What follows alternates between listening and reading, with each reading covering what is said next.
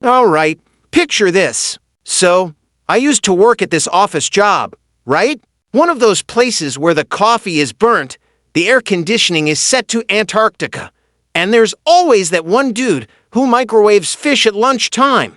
But the worst part, the real test of my patience, was my boss. Let's call him Greg. Now, Greg wasn't evil, but he was the kind of dude who read one self-help book and decided he was Tony Robbins. Every Monday morning, he'd call these motivational meetings where he'd say things like, "Teamwork makes the dream work." Meanwhile, half the office was dreaming about quitting. One day, Greg rolls into the office with this new open door policy. He says, "My door is always open." Sounds great, right?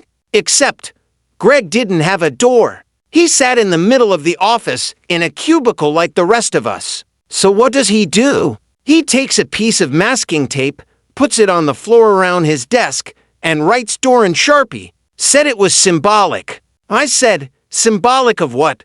Greg, your stupidity? But the worst, the absolute worst, was his obsession with synergy. Every problem, Greg would say, "We just need more synergy." I'm like, "Greg, what the hell is synergy gonna do about the fact that the printer's on fire?" Oh, and don't get me started on the time he tried to make Casual Fridays more fun. He shows up wearing a Hawaiian shirt, a fedora, and flip-flops, looking like a divorced dad on a cruise ship.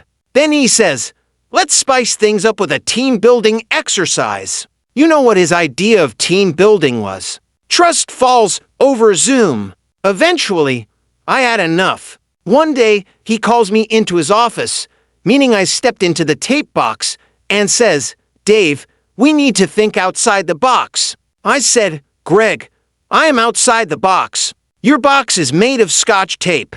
Long story short, I quit. Found out later Greg got fired. Apparently, he tried to implement a mandatory mindfulness hour, but people just took naps under their desks. Synergy, my ass. Man, I do not miss that place.